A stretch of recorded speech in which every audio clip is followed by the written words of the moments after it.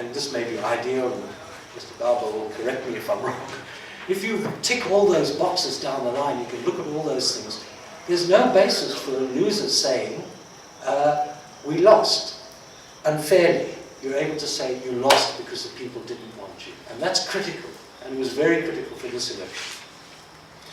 So now what we have, at this particular point in time, politically, is we have a process that's disputed and observed, and we now are in the worst of all possible situations, which is now we're having a dispute about results.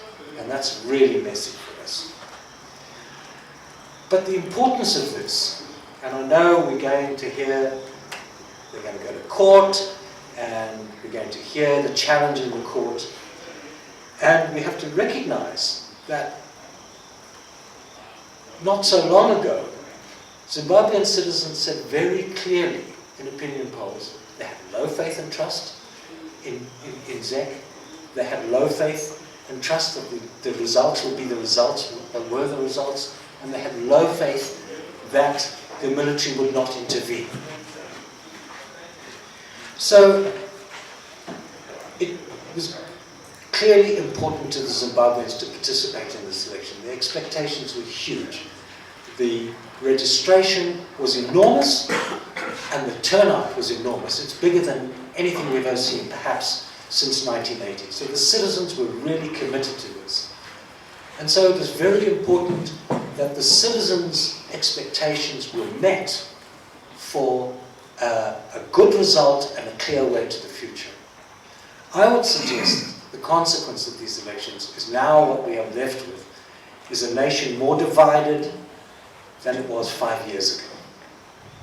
We've seen the return of organized violence and torture. We've seen incidents on our street that in my life, I don't think I've seen since 1998, with the military on the street in this particular way, and citizens being shot. We face a very serious problem that we might remain a pariah state. If this thing doesn't come out well, we may end up in the same divide between Africa and the West, and the implications of that for what happens economically and politically to Zimbabwe. And most important, and I suggest the reason for this huge turnout, is that we may well see the worsening of people's ordinary lives. We've just finished a little piece of research in Bindura, and I was very interested with young women between 18 and 35. 70% of them, their major reason for going to the elections was that they would get jobs and the economy improve and they would be able to improve their life. They wanted change and they wanted difference. So that was the motive behind people, and if that's to be crushed, that's going to be a very serious thing. So we need, at this point, to recognize that what's come out of this is a problem, and we need to recognize the depth of the problem that's going to be faced by ordinary citizens. I think we're going to see an increase in visible poverty. We've got broken institutions that seriously need to be fixed, and are going to be difficult to fix without the kind of resources that the country needs. And what we forget all the time in this country is the mass intergenerational legacy of trauma. The young people often don't recognize this legacy. I was part of a discussion with young people from Matabeleland and Mashonaland, with a couple of elders who were there, I was witnessing it, who were there to facilitate an accord between Ndebele youngsters and Shona youngsters. And as a group, they said, we want to understand why we are still bleeding for your wounds. What is the stuff that you inflict on us that we live with today? We don't understand it, and we want it gone. And that speaks to something, I think, about the legacy of all the conflict that we have. And people from the outside often see Zimbabwe as a very peaceful place. Well, part of my life has been to spend many, many, many years looking at the victims of torture, the victims from the Liberation War. I was astounded in 1994 to find in the primary care clinics and the hospitals in Mashonaland Central that 1 adult in 10 attending those clinics was a victim of torture. And at that time, that was about the same incidence as HIV. Right? When we went and looked at Uhuruhundi, we found it was 5 adults in 10. And then you've got to think about the legacy of the food rights, Operation Marambachina. You've got to think about the displacements around the farms and during elections. All of that has put a burden of trauma on our population.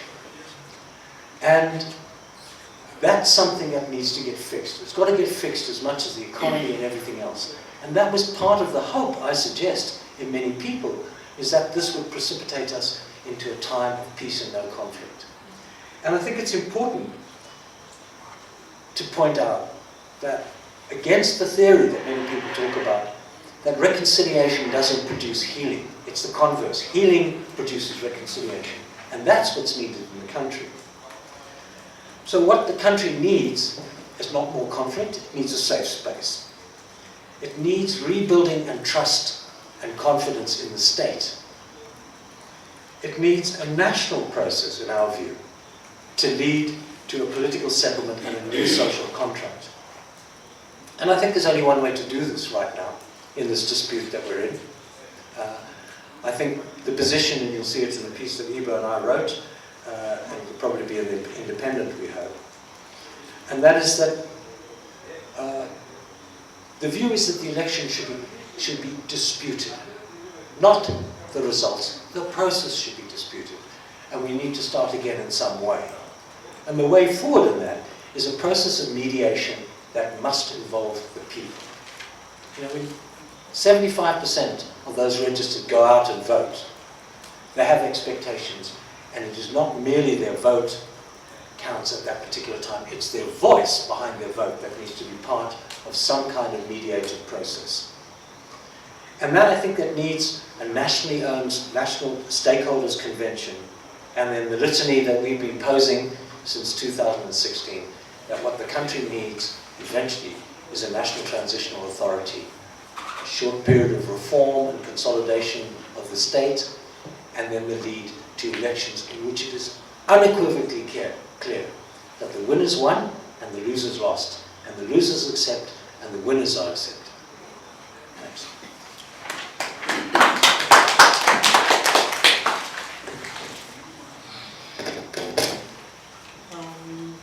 Thank you to Tony for a very informative, thought-out presentation, bringing up quite a few things about the election itself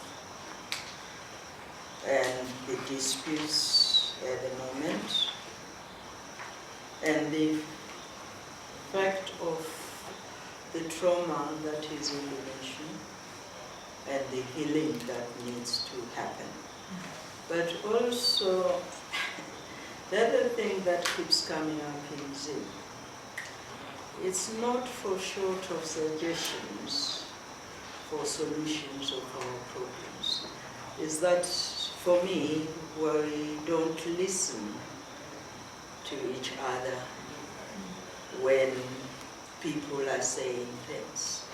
And not saying things for expediency, but saying things from what other experiences people have gathered and they've known. And to me, the mooting of the transitional authority came from a deep analysis of the Zimbabwean situation, from deep experiences that were from elsewhere, and a deep love for moving forward in a country where people are traumatized. Having said that, I will, what happened to this? It came out.